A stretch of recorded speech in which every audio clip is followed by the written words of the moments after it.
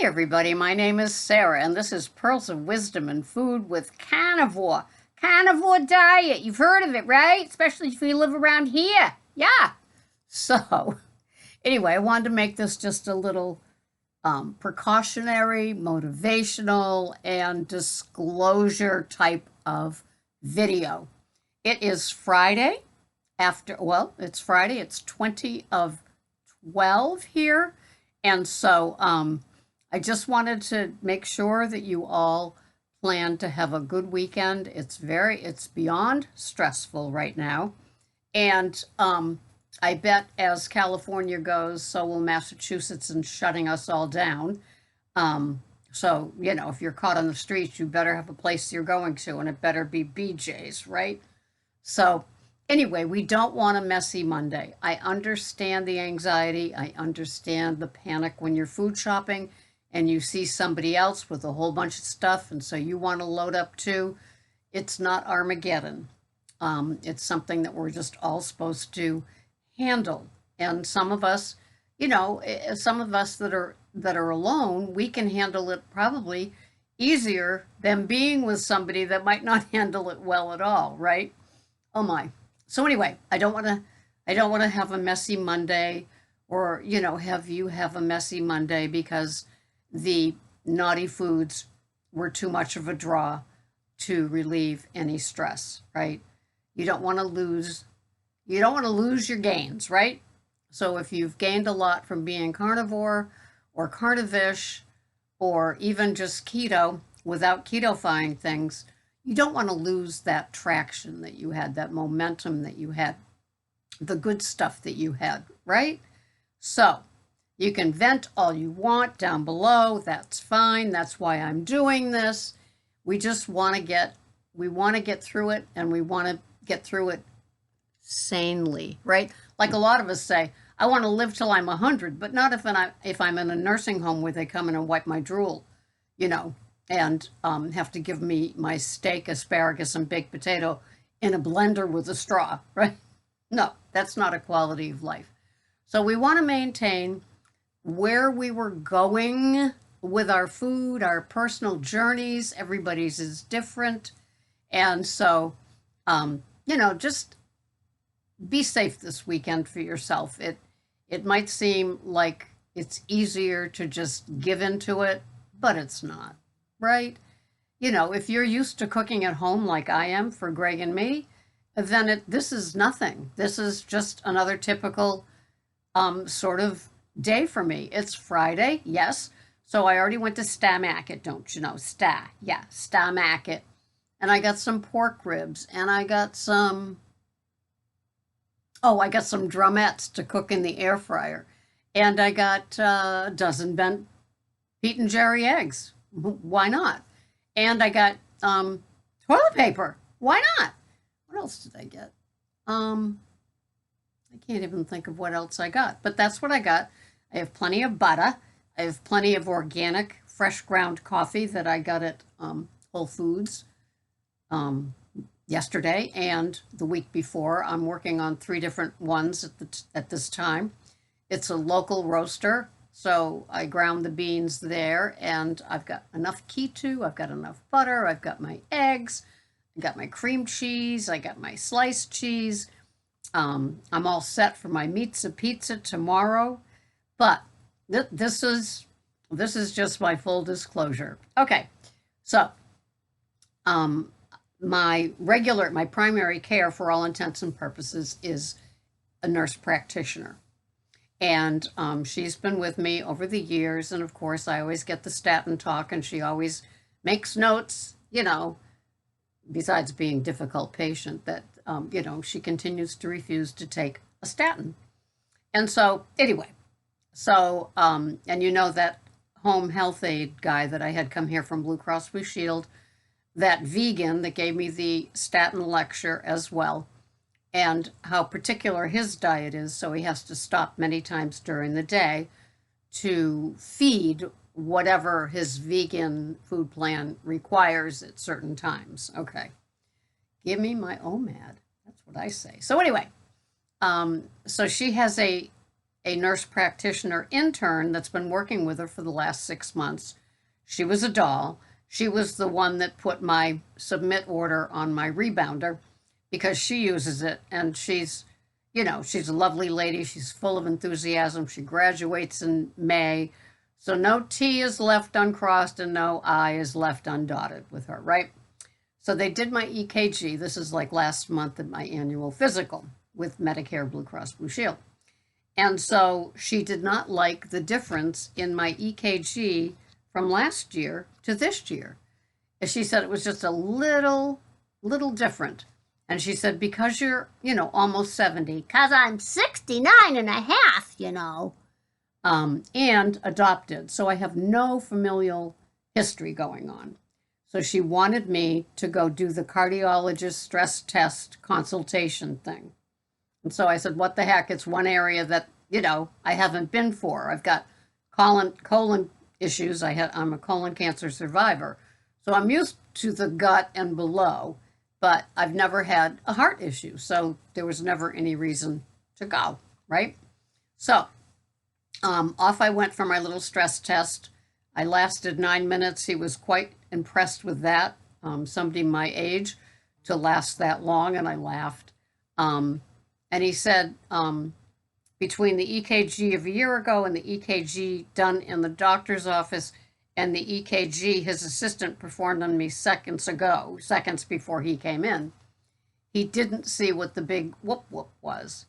And I said, because I'm adopted and because I'm almost 70 and, the blah, blah. And they just wanted to clear it. And I said, I also felt that it was, the intern doing her job and just making sure that she checked everything out.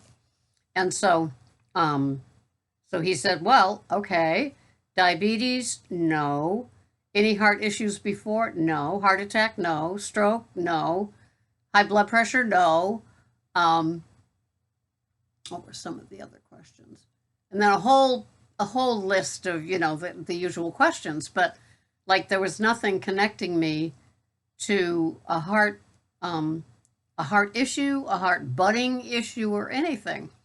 So he launches into the consult and he said, at this time, I don't see anything. It's just going to cost you money and time for me to do further tests. But he said, there's just no need to go further. You don't have a heart condition at this time, and you don't have diabetes or have any heart history in your own life that would lead me to thinking that there's something amiss. So I said, okay, great. He said, but. I love it. And he turns over whatever. And he said, but your cholesterol, it's 249. So I said, you should have seen it when it was 600, doctor. But, I let that one go. And he said, it's 249. How come you're not on a statin? I've read all the notes from your nurse practitioner and you keep refusing a statin. It would give you a better quality of life and some great protection. And I started to say, no, hear me out. Now I enjoyed him. He was good. Best cardiologist I've ever been to, even if it's the only one, right? And so he, launched into why it's better and this and that, and even a low dose and the protection that it'll give me. And don't I want to protect myself? And if I do, to please call him. He'll make sure I get a nice low dose and everything else. And it's like, okay, you're my cardiologist. And should I have a problem, I'll be in touch. And he said, okay, so just continue on your low fat, low salt food plan and know that I recommend a statin. And I said, okay, thank you very much. Low salt, low fat. Oh, and I told him I had an NMR, the nuclear magnetic reaction, something like that, NMR. And what it does is it separates the fluffy from the dense. And he said, well, okay, I see that you've done some work on this, so you know what you're talking about. He said, but I tend to look at the numbers.